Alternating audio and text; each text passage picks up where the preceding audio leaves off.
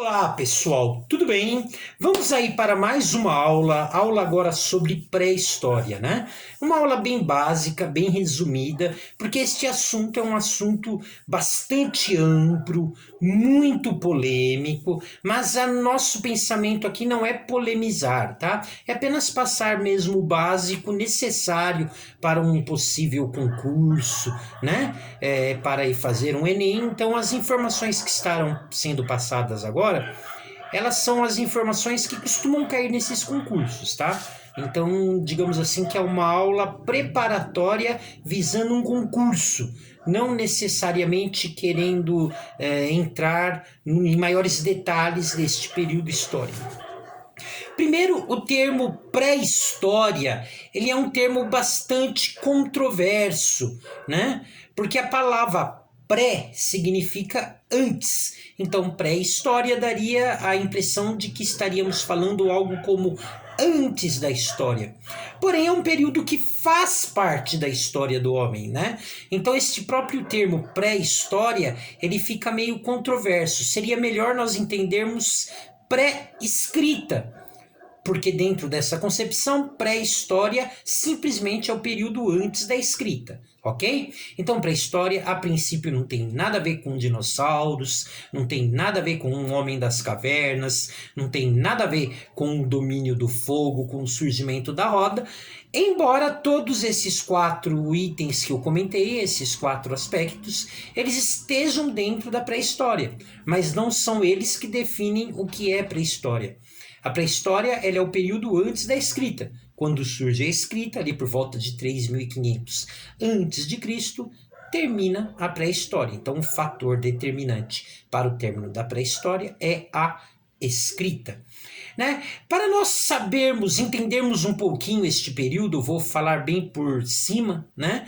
Então, a teoria é aquilo que não pode ser comprovado cientificamente, ok? Então, fique bastante tranquilo quanto a isto. Ninguém aqui está querendo afirmar nada, né? Nós estamos trabalhando em cima de uma teoria, que o próprio nome já diz, não pode ser provada, ok? Ela é baseada em vestígios, em resquícios, em vários achados arqueológicos que dão base a esta linha de interpretação. Porém, ela própria está em aberta, ok? Por quê? Porque caso seja encontrado algum vestígio que mude a linha de raciocínio, ela será mudada. Então, não é uma última palavra, é uma linha de raciocínio baseado nos vestígios arqueológicos encontrados até o dia de hoje, tá? Então, de acordo com esses vestígios, essa linha, então a teoria da evolução, ela inicia ali por volta de 4,5 bilhões de anos atrás, com uma explosão cósmica que teria dado origem à Terra.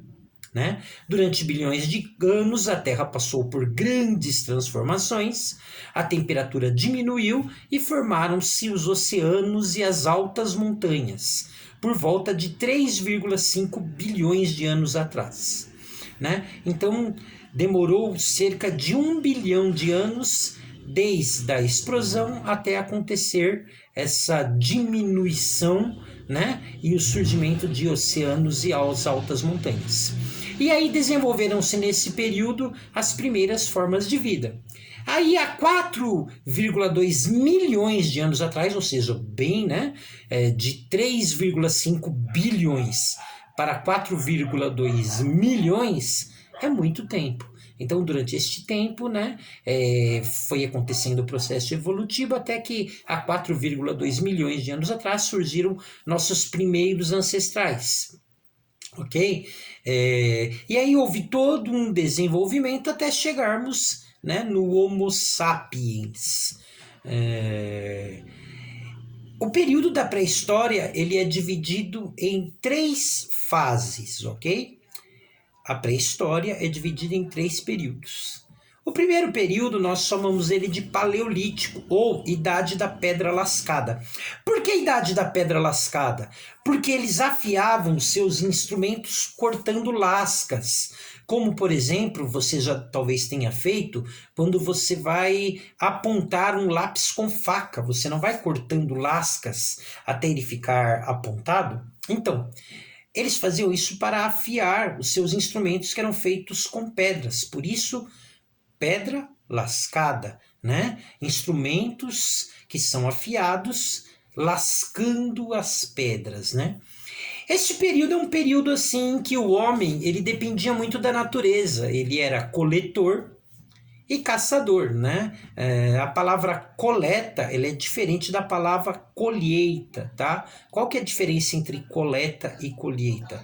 Quando nós falamos de colheita, nós estamos falando de algo que foi produzido através da agricultura. Então alguém plantou, alguém cuidou, e aí agora ele vai lá e vai retirar, né, o resultado do seu próprio trabalho.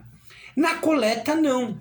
Na coleta, ele simplesmente vai retirar o que a natureza produziu de forma espontânea, tá? Então, eles eram coletores, ou seja, eles retiravam o que a natureza havia produzido de forma espontânea, e eles eram caçadores. Passavam um animal, eles caçavam, né?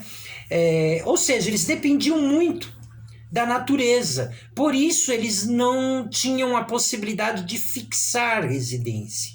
Né? Nós chamamos eles de povos nômades. A palavra nômade significa que é um povo que não fixa residência. Por que não fixa? Porque eles eram obrigados a irem atrás do alimento. Então acabava aqui, vamos para lá, acabou lá, vamos para lá mais adiante e assim vai. O perigo era não encontrar esse alimento, e aí sua vida seria cessada, né? Então é uma espécie de vida que não lhe produzia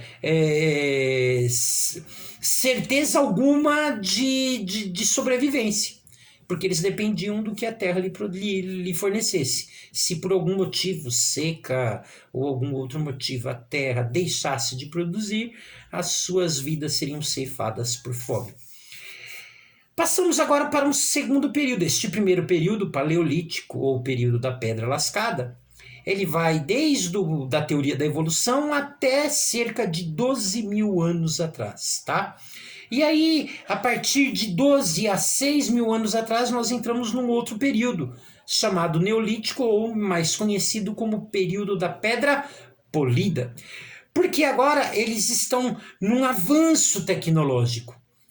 Eles não apenas lascam, ou seja, eles não apenas afiam cortando lascas, como agora eles passam a polir este objeto até que ele fique mais pontiagudo, mais afiado. Ou seja, eles tinham uma ferramenta com um corte mais preciso, bem mais afiado, bem mais apontado, que serviria para caçar, que serviria para cortar carnes e alimentos, que serviria até mesmo para guerrear com outras tribos, né?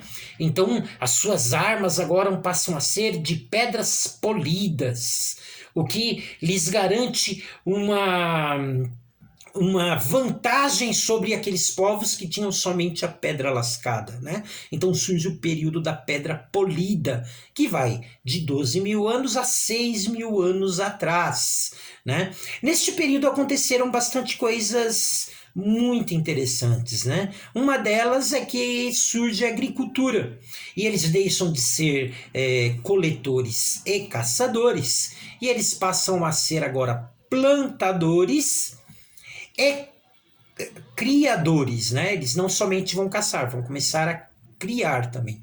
Isso proporciona a eles a possibilidade de fixarem residência. E aí eles deixam de ser povos nômades e passam a ser povos sedentários, ok? A sedentarização significa que agora eles passam a possuir uma residência fixa. Isso muda bastante o aspecto social. Por quê? Porque antes, quando eles eram coletores e caçadores, tudo era de todos, nada especificamente era de ninguém. Com o surgimento da agricultura e do pastoreio, da criação de animais, agora surge a propriedade. E agora aquela plantação tem dono, agora aquela criação tem dono. E agora, com o surgimento da propriedade, começa a acontecer uma diferenciação entre as pessoas, entre aqueles que possuem mais e aqueles que possuem menos e aqueles que não possuem nada, né? Então a propriedade ela vai gerar, o surgimento da propriedade vai gerar esta diferenciação entre as pessoas, ok? Então isto vai acontecer no período da Pedra Polida, no Neolítico. A palavra neo significa novo, né? Um novo período. Então eles deixam de ser sedentários. Quer dizer, eles deixam de ser nômades, passam a ser sedentários, surge a propriedade, né? E isso vai mudar muito a situação da vida deles, né? E é interessante assim que conforme a tecnologia vai desenvolvendo, né? Desenvolveu-se a tecnologia da pedra lascada para a pedra polida, isso faz com que eles tenham mais tempo disponível, né? Invariavelmente as tecnologias elas acabam dando uma possibilidade maior das pessoas fazerem mais coisas com o tempo que sobrou. Então sobra mais tempo, né? E aí eles começam a surgir as primeiras sociedades. É interessante, né? Que neste período eles poderiam viver bastante distanciados um do outro, porque havia muita terra.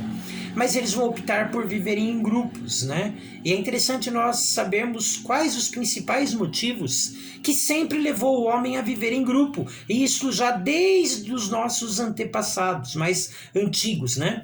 O primeiro motivo é o comércio. Porém, neste período, o comércio não necessariamente ele envolve dinheiro. Tá? O comércio que nós estamos falando, ele tem por nome de escambo, ou seja, é a troca de mantimentos. Então, aquele que plantou uma determinada espécie de alimentos, ele vai lá e troca por uma outra quantia daqueles que plantaram uma outra espécie. Assim, ele garantia duas espécies, né? Uma dieta mais variada.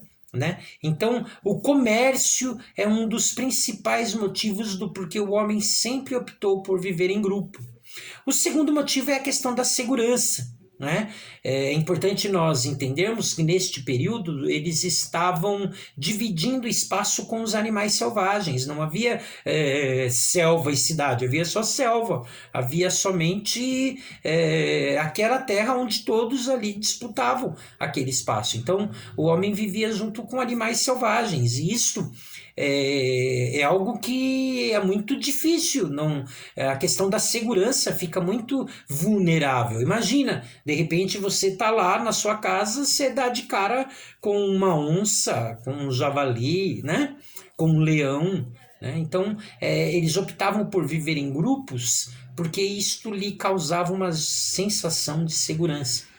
O terceiro motivo do porquê os homens sempre optaram por viver em grupo, e isto é interessante se salientar, é devido à religião, né?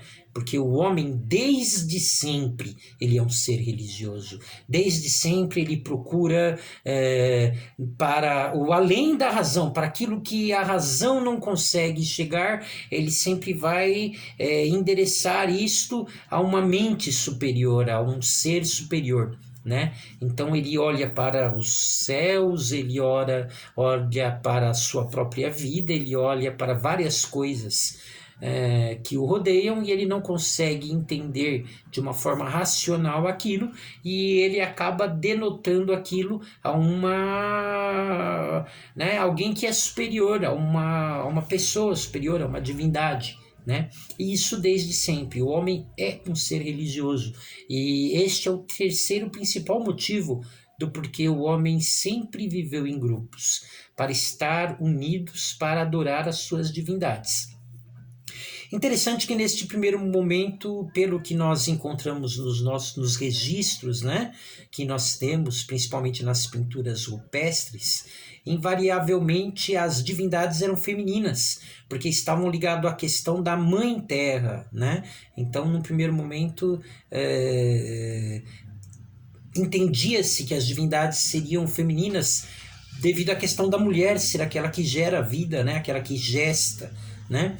Então, devido à questão da gestação, eles sempre ligavam né, o ser feminino com a vida, né, é a mulher, é a fêmea que gera vida, né? Então as divindades elas eram normalmente tinham uma característica feminina, né? Nesse segundo momento, quando os homens deixam de ser caçadores e coletores, que agora, digamos assim, o serviço é domesticado e que vai passar a haver uma divisão do trabalho, né? Porque antes todos saíram para caçar, antes todos saíram para coletar, agora não. Agora vai haver uma divisão, uma vez que o trabalho foi domesticado, que fixou residência, vai haver uma domesticação do serviço. De uma certa forma, a mulher ela vai ser meio que relegada a um segundo plano, né? E vai ganhar muito destaque o papel masculino a partir de então. E a partir de então que as divindades começam também a aparecer com uma conotação masculina, né? Então, é neste momento que vai haver esta diferenciação. É interessante nós notarmos isso. E aí nós já vamos para o terceiro e último período da pré-história, que é o período da idade dos metais, quando o homem agora ele deixa de lidar somente com pedras, né? E ele começa a fazer os seus utensílios com metais. E é interessante nós entendermos que, apesar de nós estarmos falando aí de um grupo de pessoas que viveram aí, né? O terceiro período vai de 6.000 anos até o desenvolvimento da escrita. E é um período que eles possuem já a capacidade de trabalhar com metais. Veja bem, para você lidar com metais, você precisa derreter eles, né? Nós estamos falando de ferro, de cobre, de bronze.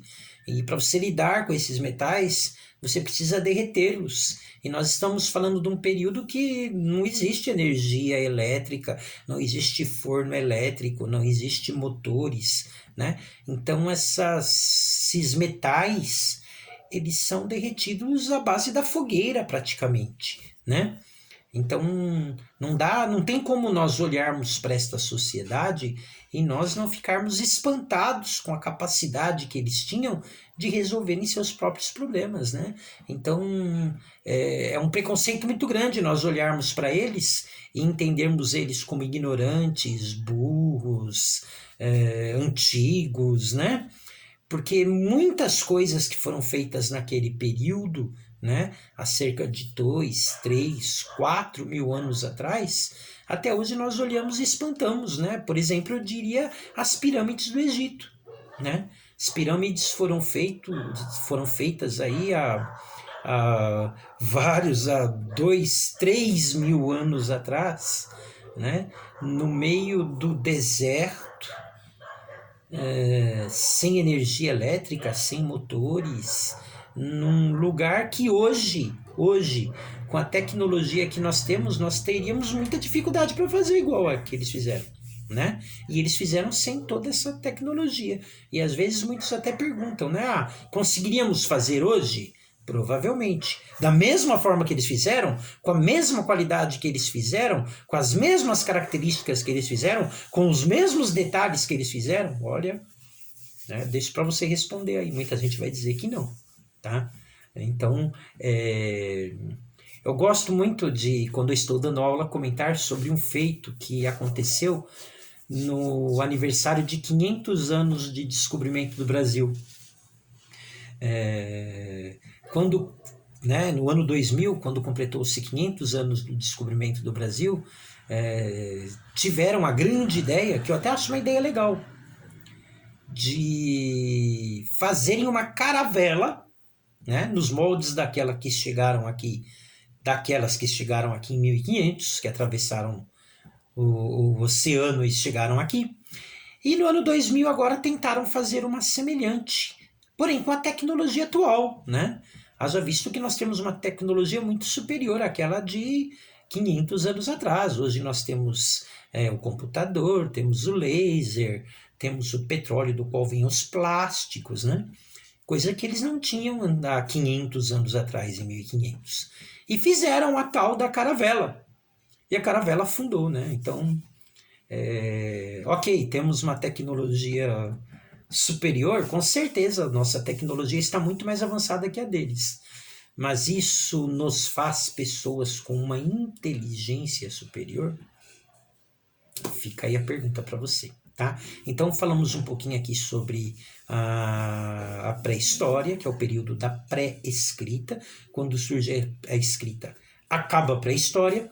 Então nós enfatizamos, falamos um pouquinho sobre o Big Bang, né, que é a teoria da evolução, né, que aconteceu aí por volta de 4,5 bilhões de anos atrás, né? Quem se interessar tem bastante material aí na internet, tá bom? Não teria como eu entrar aqui, a aula ia ficar muito comprida e seria bastante improdutiva também, né? Então, falamos um pouquinho sobre a pré-história e os 3 períodos: pedra lascada, pedra polida, idade dos metais. Falamos sobre como que eles viviam, né, num primeiro momento, sendo coletores e caçadores, como que eles passaram a viver num segundo momento com a chegada da agricultura, que eles fixam residência, passam a ser agora plantadores e criadores, surgimento da propriedade, a mudança, né? Como muda a situação social, como cada um vai fazer o que agora, de que forma que também o surgimento da propriedade mudou, né? Ali a vida social deles, né? Falamos sobre quais os principais motivos por qual aqueles homens optaram por viver em grupo, né? E falamos um pouquinho sobre a questão tecnológica aí, ok? Então, até a próxima aula pré-história. Que história é essa? Até mais.